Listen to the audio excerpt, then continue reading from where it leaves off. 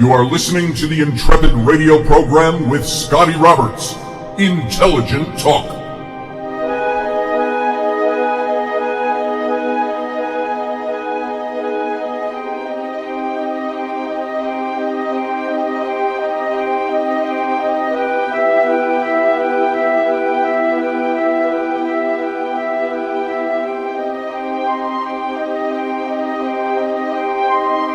Well, happy Monday evening, ladies and gentlemen. Scotty Roberts here with the Intrepid radio program right here on the Odyssey Radio Network. That's ODYSY1.com for those of you who are listening to the radio version of this show, the audio only. If you go over to Odyssey1.com, you're going to be able to find out all the places that this show can be found, from iTunes to iHeartRadio to Spreaker and others, as well as my simulcast on my YouTube channel, Mr. Scotty Roberts. So go over and check it out. If you go over to the YouTube channel, of course, as I've mentioned in almost every show, you can join the other Intrepids and join the live chat over there, which can get pretty lively. So welcome tonight. Thank you for being here. Thank you for taking your time to come over and listen to me pontificate for a while or talk for a while. And so I'm going to pick up on our series on paganism, and I don't want this to get too much trudging through descriptive writings and descriptive paragraphs and talking about this for too long. So I'm going to try to wrap it on paganism tonight, and maybe hit a couple of other things as we go along. There are comparisons, obviously, to Christianity, and there are things about both that are incompatible. So the big question I started asking at the beginning was, is this compatible? And so we're going to take a little look into that tonight. Dig just a little bit deeper into understanding what paganism is. Now, I'm not proselytizing. I'm not a pagan per se. I don't identify as that, to use new modern political correct language, but I think that this is interesting stuff because it is one of the growing religions in the United States and in Western culture that draws a lot of people away from, say, traditional Judeo-Christianity. And so I want to find out what it's all about. Find out if it is diametrically opposed to Western Christianity, or if there are similarities and crossovers. So, it's worth taking a look at. All right. I got my coffee.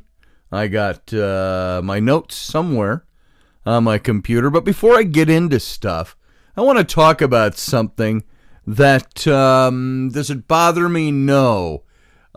Is it a problem? Yeah, I think it is. So it bothers me on a superficial level, not a deep personal level. I have been talking to some people on my Facebook, and you would know who they are if I mention names, friends of mine, that I have gone around with their son over the years regarding politics. Political ideologies. Their son, and by the way, my friends are a different political point of view than I am. And but we love each other. We're friends. We appreciate, respect, and love each other.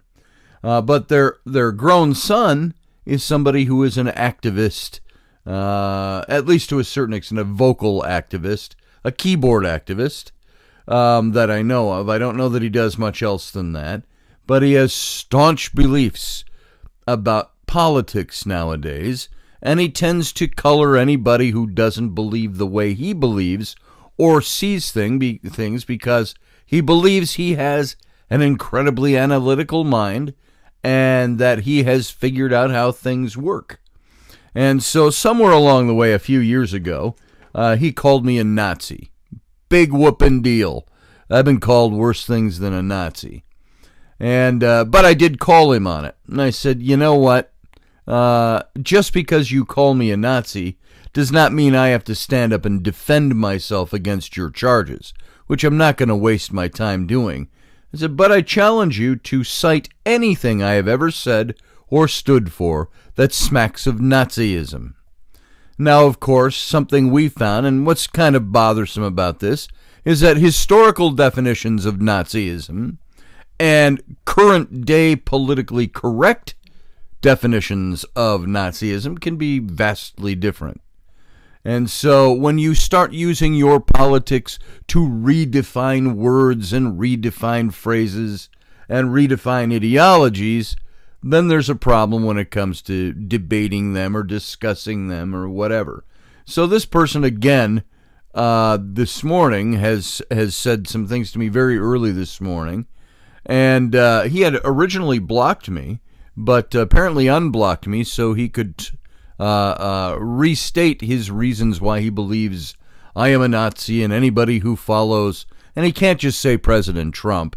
It's got to be Drumpf or rump or whatever, some derogatory term.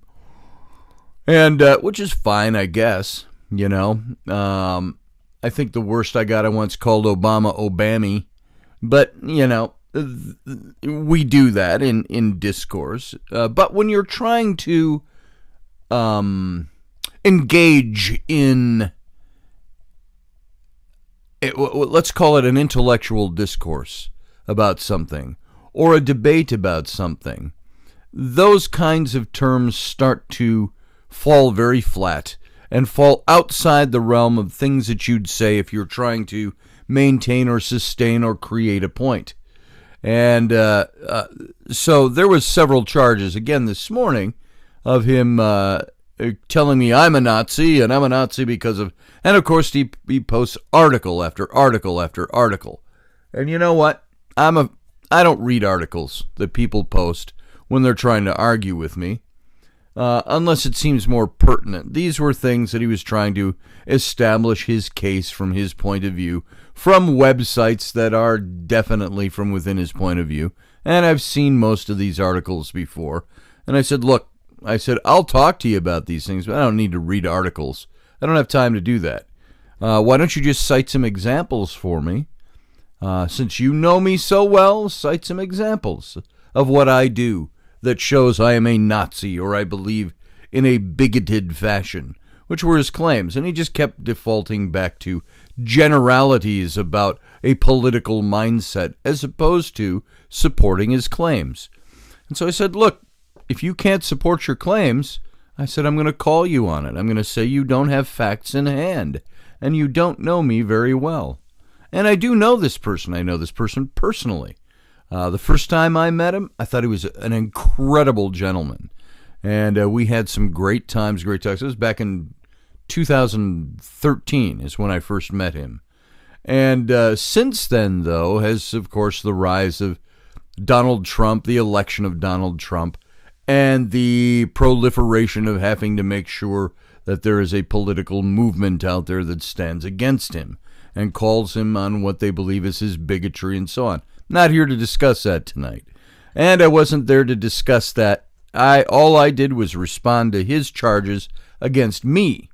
And I said, you can't whitewash me along with or in a broad swath what you think I believe because I support the president doesn't mean that I hold the views that you think he holds, which is what you're trying to do. So it's invalid. I said, cite for me some examples. And what has bothered me, and this is why I'm bringing this up at all, is the fact that we can go out there as people and we can label people and we can try to draw them in to what we believe about something, but we don't really have to have facts in hand. We have to, this whole Nazi thing, it's built on all kinds of obscure adulterations of historical fact. Trump is a Nazi because he did this, and it looks an awful lot like what Hitler did in the Third Reich. Well, I got to tell you something. Trump hasn't done anything that is like the Third Reich. I used to say, you know what? Hitler wears pants. So does Donald Trump. They must both be Nazis. So that's tantamount to how some of this stuff gets interpreted.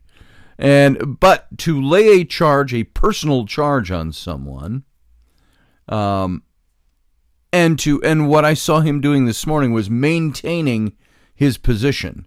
Then he would come back with phrase, now get this, and you'll understand how this debate goes on and what I'm getting at.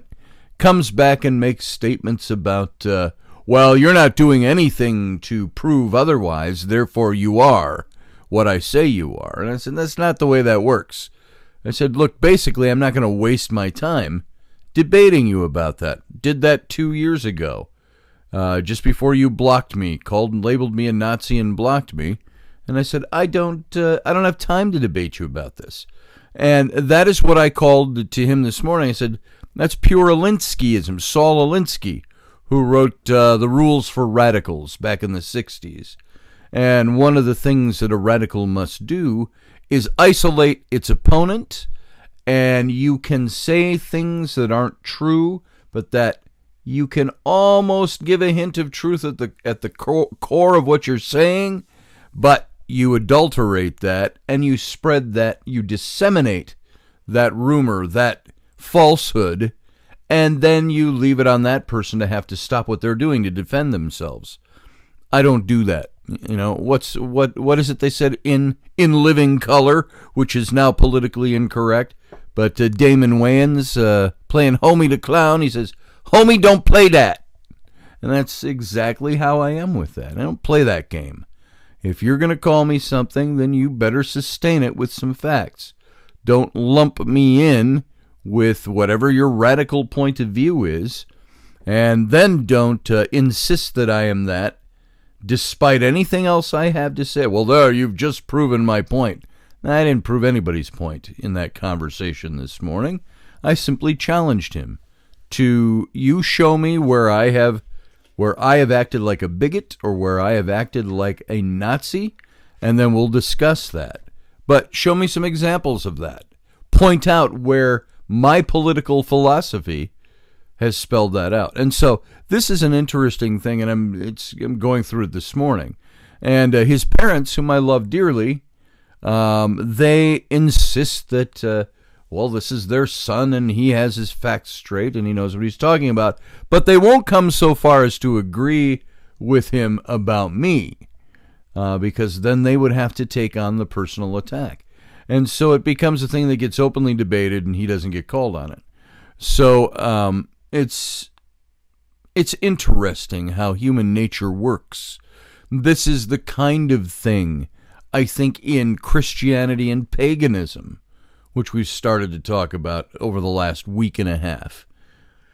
Christianity and paganism labels people a certain thing, and if you believe this about, say, nature or God or the divine or gods, then you must be this, and you must be, and all the arguments come out. You know how that goes. So I'm not necessarily comparing this whole thing I'm talking about a political debate this morning in this, other than to say this is the stuff we do all the time. You see it in every walk of life. You see it, there's tribalism. There is needing to elevate your position above the other person's position or the other group's position. And so it's very interesting. I don't know, you can believe what you want about the sitting president. And that's your right to believe what you want, but make sure that you're at least informed, that you have facts in hand, that you know what you're talking about. It's like this morning, I repeated what I have seen. I have this little tail on all of my emails. It's a little footer. It's got my name and my phone number, and I put this quote at the bottom, God, at least 10 years ago. And it's a quote by John Adams, who said, "Facts are stubborn things, and whatever may be our wishes, our inclinations, or the dictates of our passion, they cannot alter the state of facts and evidence." John Adams said that. So you need to have facts in hand. You need to know what you're talking about before you start going out there and spouting off about something. Now, I don't know everything about everything, and I talk about a lot of things, but I at least try to have facts in hand and common sense button engaged.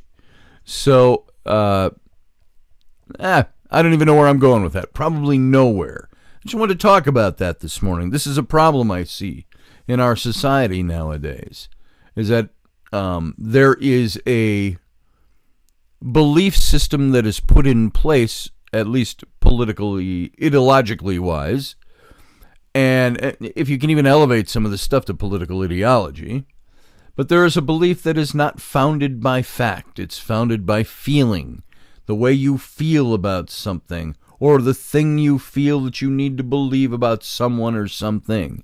That does not dictate truth or fact.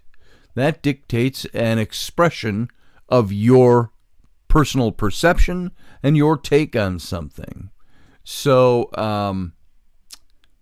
again, I'm going to leave that alone now. I'm going to move away from that. That's just something I wanted to talk about. If you see that going on in your circle, don't be afraid to say anything. Those other people are just people too. This guy who says this stuff about me, just another guy, and he believes what he wants to believe.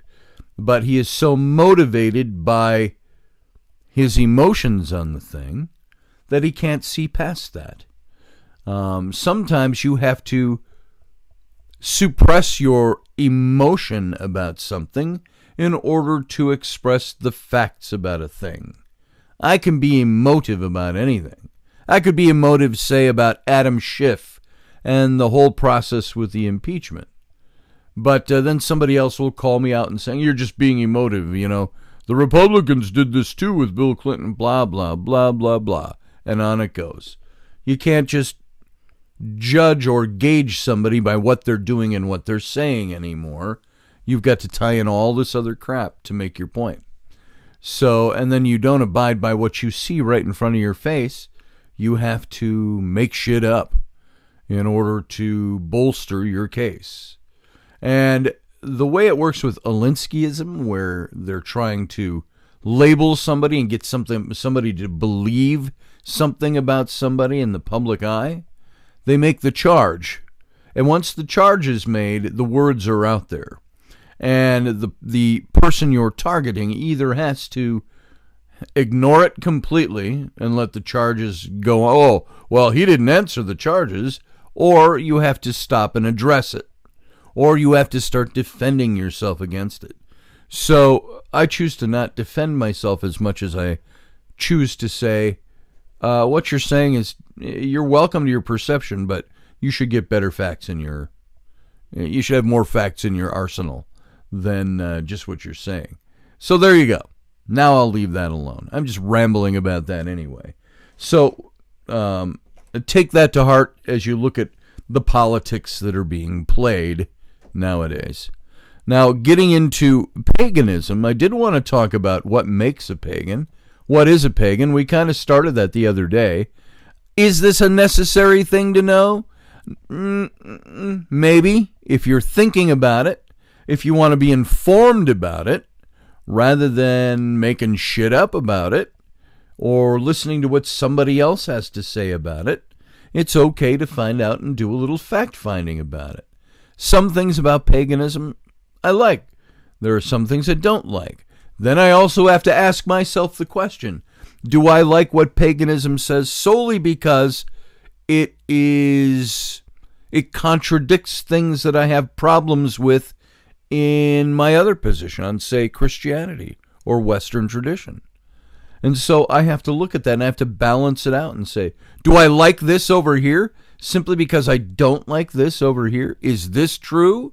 Is this factual compared to the things I don't like about this other thing over here? So we have to balance out. We have to look at things. We have to be discerning. And you can't be discerning about something if you don't know the facts about something. So it's good to arm yourself with facts. So where I talk about religious belief, inner spirituality, knowing things, believing things, asking questions like, do you believe what you really say you believe? Or do you really believe what you say you really believe? You've got to know what you believe, first of all, and then you've got to know what something else that might oppose it has to say. And I'm not talking about just sticks and stones from the bushes. I'm talking about major trains of thought that can contradict. And so you got to ask yourself some questions. And this is why I look into it. This is why I'm presenting this material. Because I want you to get an idea of what's being said out there. And of what exists out there. And paganism, of course, it's a recognized religion. But paganism, the word paganism, is an umbrella. And underneath that are many things, from ceremonial magics to Celtic to Druidism, shamanism, eclectic belief, asatru, Wicca, solitary, family traditions, blended. All of these things exist under the umbrella of paganism. And it's a religion by social science, and those studies exist, and we might get into those. If I deem that I want to get into this too much more deeply than we are going to today or tomorrow, then we'll do that. But paganism is a spirituality. It represents a way of living. It's a way of worshiping and connecting, primarily in paganism, to nature and the divine. And spiritual practices among pagans are quite diverse and varied, and they can be drawn on from ritual, or from many sources. And these practices include formal worship and ritual, meditation, singing, dancing, drumming, walking in nature, healing, gardening, divination, massage, and working with herbs. It all sounds like a bunch of hippie stuff, doesn't it? And I think that's kind of where a bit of the rise, the resurgence, the resurrection, if you will, of paganism has come in our society. It's come from a population that wants to get closer to nature, that wants to understand their spirituality, that maybe wants to walk barefoot outside instead of wearing shoes. I think that there is some truth to that hippie element, if you will, from, we're talking back in the 60s and the 70s, that maybe brought some of this back out into the fore again. And in doing this, I started looking at the pagan population in the United States. And that's a difficult question to answer, because most pagans don't keep records of their membership, because it's performed differently than, say, Christianity. And it's also difficult because people might adopt aspects of pagan philosophy or some of its practices, but not really use the word pagan to identify themselves. And so it's unclear how many people fall into this latter category. But there were lots of surveys that were done over the years. There were the Pew Forum on Religion and Public Life, called the U.S. Religious Landscape Survey. Those results are available online. You can go take a look at those. I don't have them all in front of me, all the current dates, but the total number of respondents in the category a few years ago was 0.4%. And so taking those numbers and trying to build a cogent, clear number on what's going out there is kind of difficult. But something that is very clear is that I've run up against the clock. We got to go out to break. We got 2 minutes, and I'll be right back. So sit tight.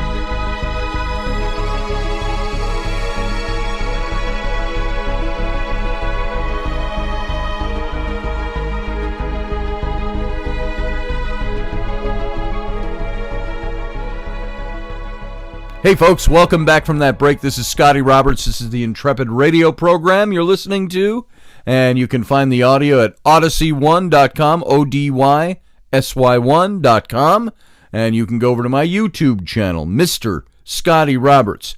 Join the other Intrepids in the live chat room, and you can discuss tonight's show and share your opinions, or you can just watch the video. So come on over and check it out. Thanks for being here either way. Now, we were talking about paganism. We left off on kind of the pagan population in the United States and how some of the trying to gather data on that has been rather difficult.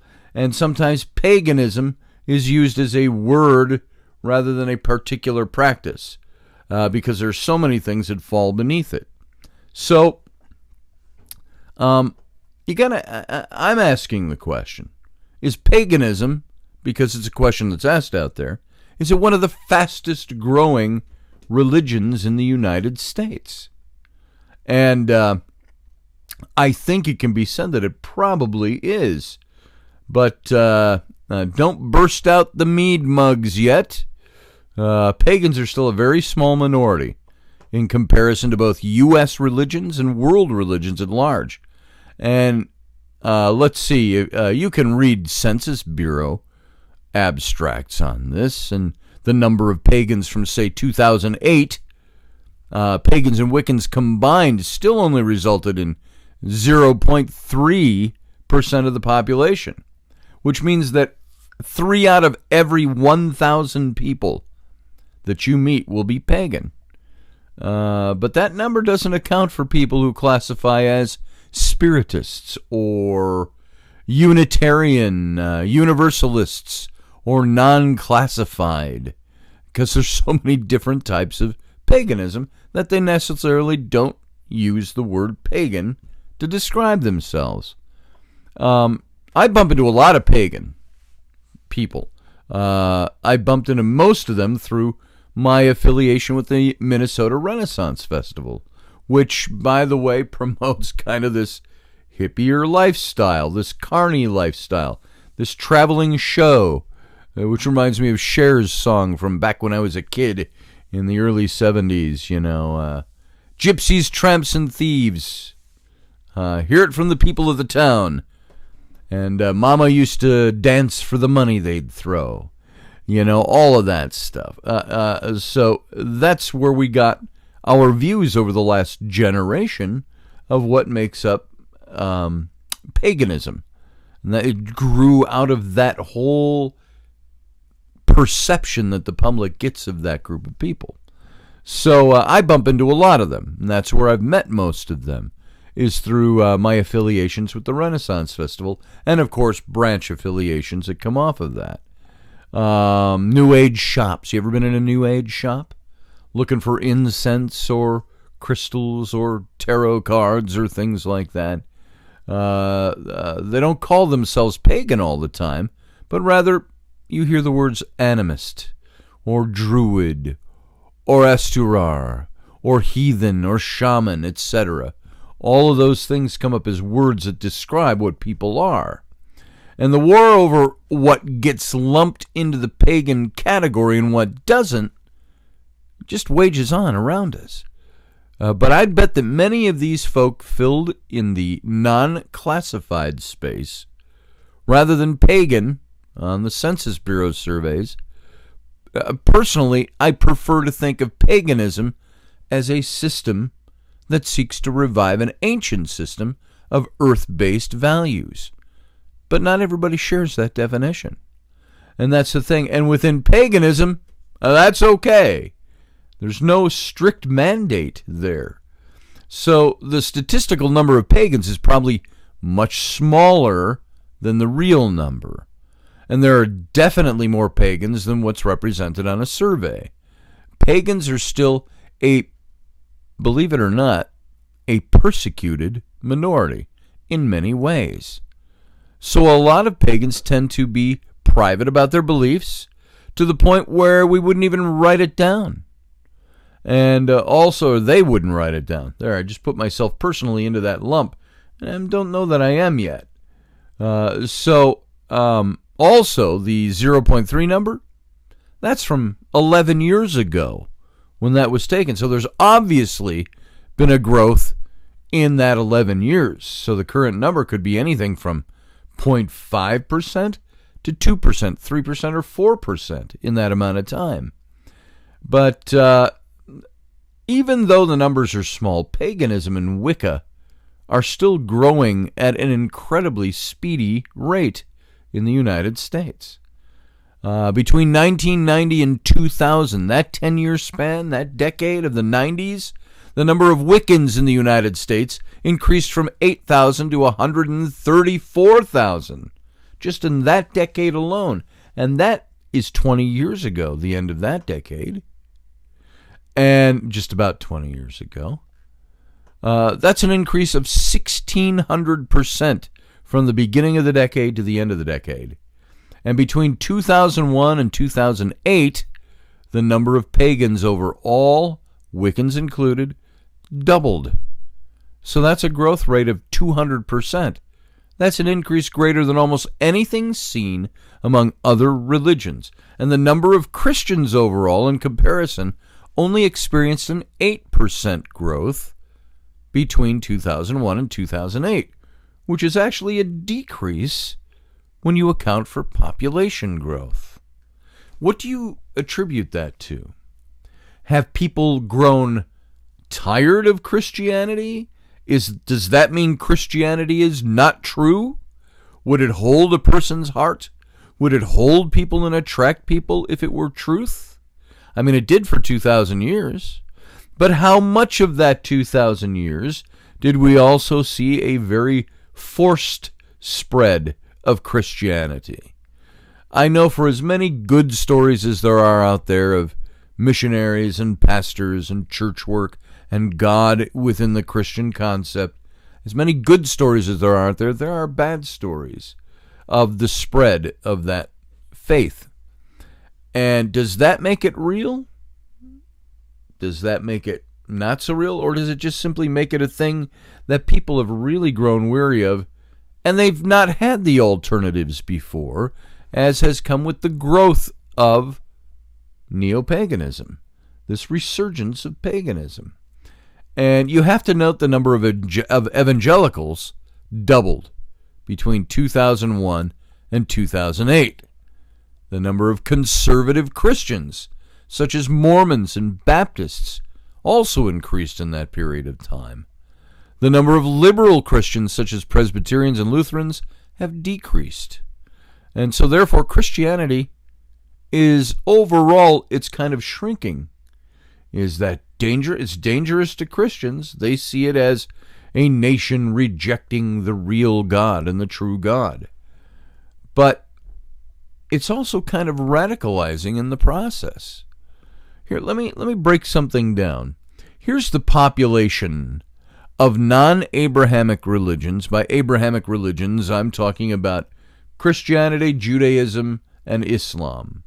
Not necessarily in that order, but let's look at that for a second. Native American spirituality, according to the 2008 U.S. Census. Now, I don't have the current U.S. Census in front of me, but the last U.S. Census, Native American spirituality had 186,000 people. Non-Wiccan pagans, 340,000.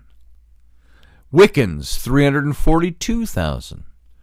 Non-pagan spiritualists, 426,000. Hindu, 582,000. Buddhist, 1,189,000. And then unclassified was just slightly over 1 million at 1,030,000. And so there is, now those numbers are 11 years old. I don't have the current statistics in front of me. I couldn't find those current statistics on this. And I'll see if they exist somewhere and see if we can share those later. But that's look at the total, the sum total of those numbers is in the United States well over, what would that be? If I really round this up with fast math, it's 2, 3, 4, that's between 5 and 6 million total people in the United States 11 years ago, and it's growing more rapidly. And why do you suppose, the question needs to be asked, why has there been a rapid growth in paganism? Why has there been a rapid growth in religions like paganism that are, in a sense, almost defiant is the word that comes to mind, but that's not the word I'm looking for, that are in opposition to Christianity's growth? There's a number of possible factors. You got to think about the increased tolerance in society for diverse religious beliefs. As a result, more pagans are coming out of the broom closet, so to speak. And now, let me talk about that, the diversity of religious belief. Keep in mind, Christianity is not overtly tolerant of faiths that believe other than what they are teaching, because Christianity has at its core a very focused, I don't want to repeat my word, but core belief system. It's the death, the burial, the resurrection of Jesus, the divinity of Jesus, God, very God, one God, monotheism, all of these things. This is the core of Christianity. Yet we're seeing people wanting to drift away from that. Why is that? So our society has become more tolerant of religions that are not typically Judeo-Christian, and which I think is good. Our society has expanded. It's become more tolerant of the way people believe. There is not that rigid. Even though we have a separation of church from state, we still have in this country have had a kind of quiet melding of church and state. It has always been in God we trust, and I pledge allegiance, and one nation under God, and all of those things. There's nothing wrong with those things until it starts to exclude people who might not believe that the same way. And so we've had to back off from those things, because as even Jefferson, one of our founders, who was an animist, a deist, said that our society needs to be open to all religions and all faiths, but our government needs to be secular, meaning we cannot allow that in. And as our Constitution says, you cannot favor one religion over the other in government. And so it has to be almost sterile. Religion is for the masses. It's for morality. It's for matters of the heart, while government is not supposed to be that. And by the way, even that argument alone, saying you can't have a religious theocracy running our country, our nation, government cannot favor one religion over the other, that by itself tells you how much emotion needs to be taken out of the equation. We have so much nowadays, like in the first half, when I talked about this guy who emotively calls me a Nazi and things like that. He doesn't believe in religious theocracy in our nation, but he will use the same emotion necessary to try to push another agenda. And you just can't do it. So there's increasing tolerance of pagan types of belief. Another reason that we're seeing this rapid increase in the United States, the internet. Over the last 10 years especially, I think back to some of the first websites I was building for clients was in the late 90s. We're talking 97, 96 and 97. Rudiments of websites. Just trying to make animated graphics work on websites. Now it's a totally different story. You look at the internet and you look how prolific the internet has become in everything in our life. Handheld devices gives you one good example of how hooked we are as a nation on internet and the information stream. I don't see it as a bad thing. I see it as a bad thing when the internet overcomes and overtakes us, but the internet can possibly be one of the reasons, as it's grown, that there's the great catalyst of social change. It started in the late 90s. And in the 2000s as the internet started to grow. And by the way, in the 2000s, I had a good business friend of mine that said he believed .coms are dead. There was the big .com drop-off in like 2007 to 2008, somewhere in that period of time.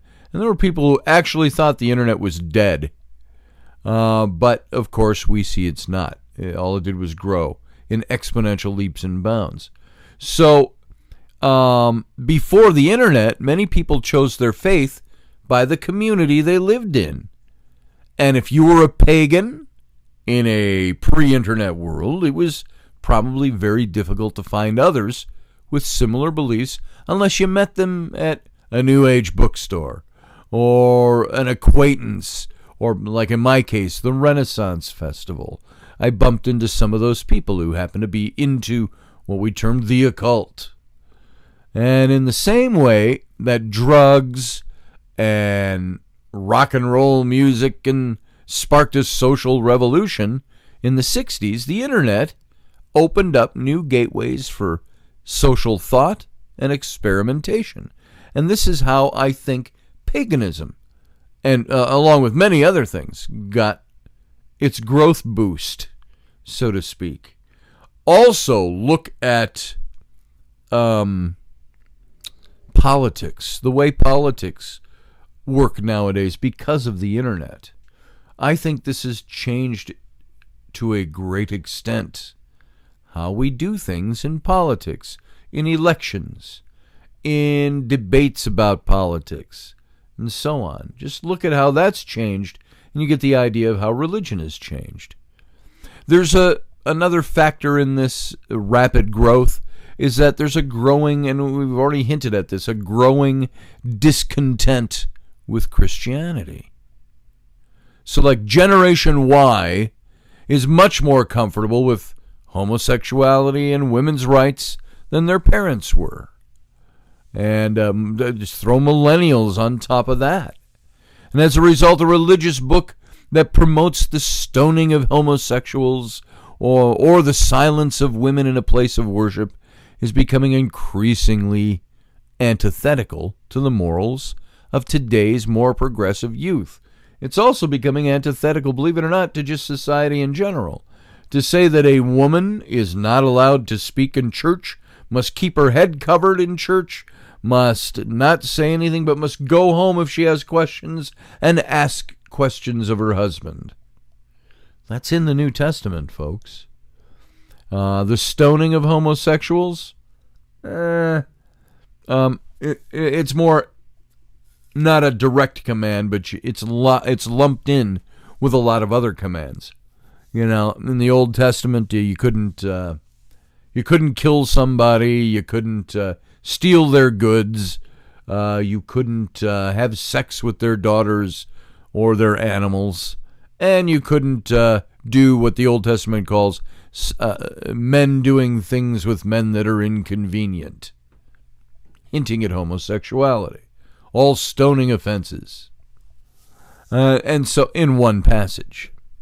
So all of these things are things that I think have led to the drive for people to look for something different because there's this discontent with Christianity. And many people still thirst for spiritual connection, especially our young people nowadays, but they're no longer willing to attain it through the church. There's a lot of young people that just don't feel... I've got twin daughters who are 27, and they were raised in... We had a Christian home when they were young. I was working in the outskirts of ministry, but already backing off from things when they were very young.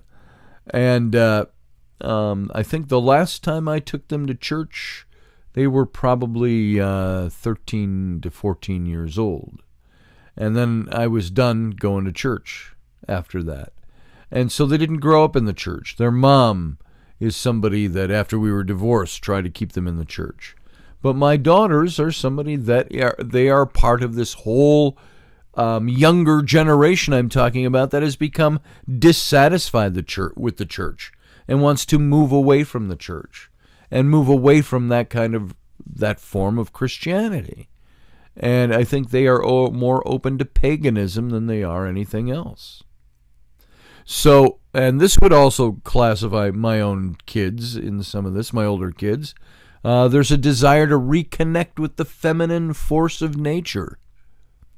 And for the last 2,000 years, Christian patriarchy has robbed the world of feminine power.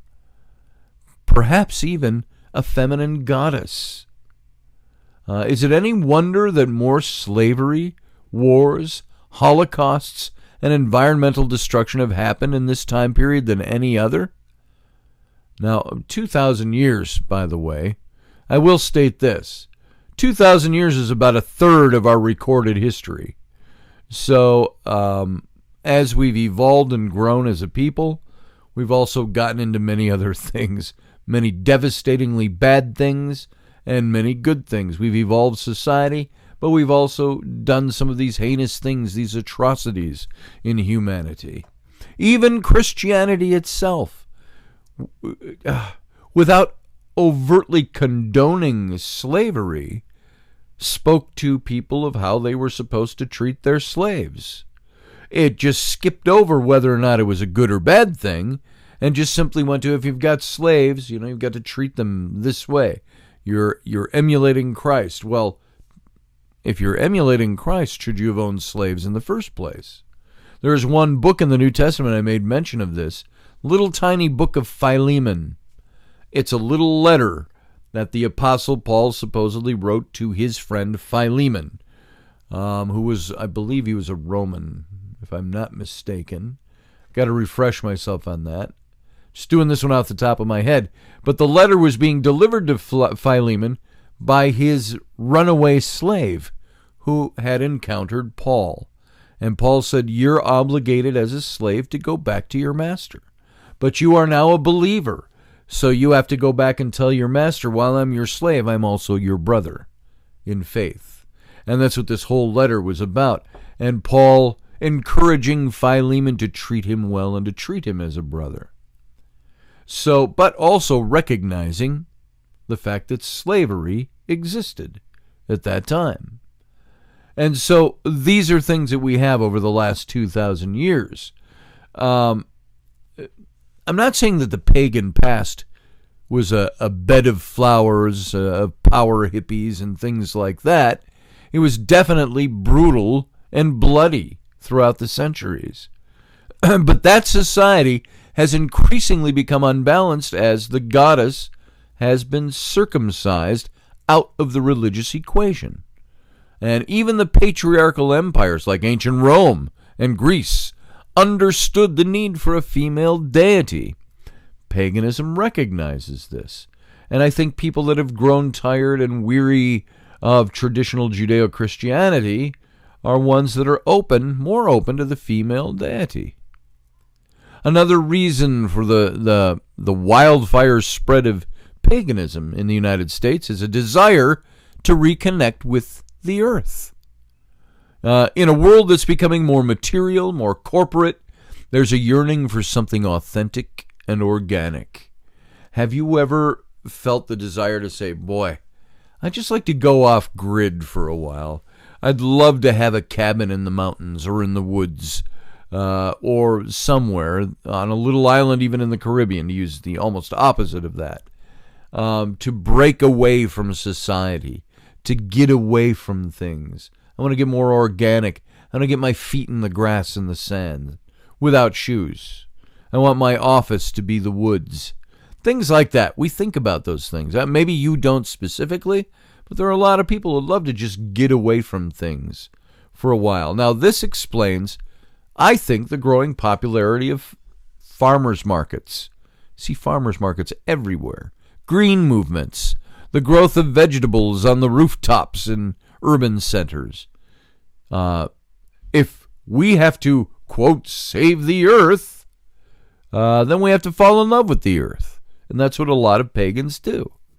And we have to have a spiritual relationship with the earth. Animism. The earth can't simply be an abstract ideal. It must be as an actual family member that we keep in our thoughts and our wishes.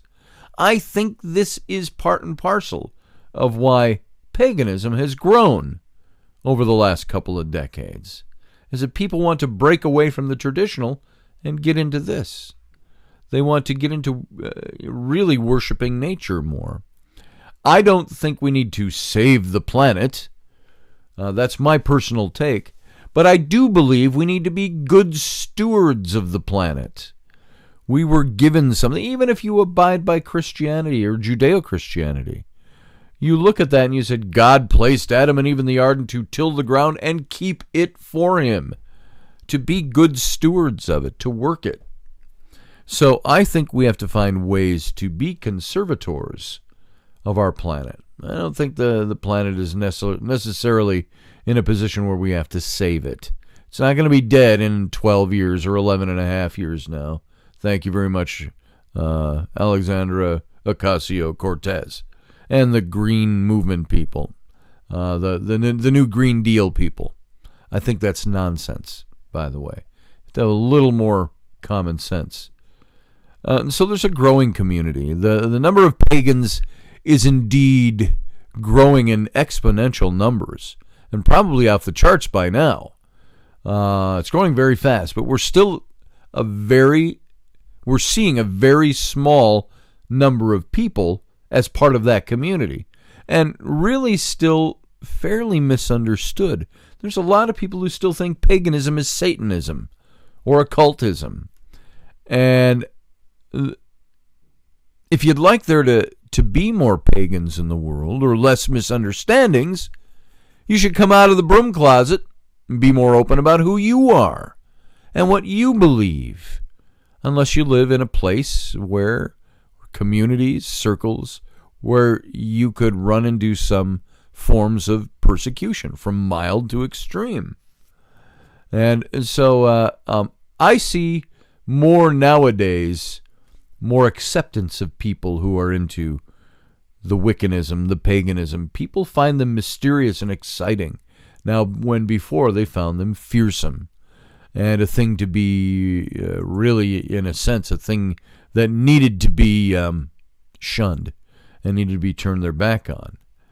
So when you start looking at pagans that make up a growing population, it's under a number of different categories, especially considering that the New Age isn't particularly accurate or descriptive of who pagans really are. And it's safe to say that the number of pagans in the United States currently ranges between 5 and 6%. I'm sorry, 0.5 and 0.6%. And that's, 5 and 6 of every 1,000 people. Might be more. And especially when you get into other forms of paganism. And we'll just kind of leave it at that. In just the last few years, the number of pagans was between 1.2 and 1.7 million people. So, interestingly, this means that pagans now equal or exceed the number of Hindus. And it's approaching the number of Muslims and Buddhists. Paganism has clearly come into its own as a religious presence in the United States. And I'm going to leave off on that now, the numbers, the statistics, so on. You can look into some of that. Just do a quick Google search, and you'll get some ideas. And we're just about at the end of our time now, so I'm going to encourage you to come back tomorrow night. We'll kind of pick this up, talk a little bit more about paganism. But I've got some other things up my sleeve, too. And yesterday I did a live YouTube stream, and we read some tarot and did some things like that. 2 nights this week, we're going to go ahead and do a live extension after this show. It'll probably be tomorrow night and Wednesday night. We'll see how it goes. So, folks, thanks for being here. Thanks for sticking around. I appreciate you being here. I'm going out for 24 hours, 23 hours. And on the 24th, we'll be doing this. We'll see you there. Sit tight.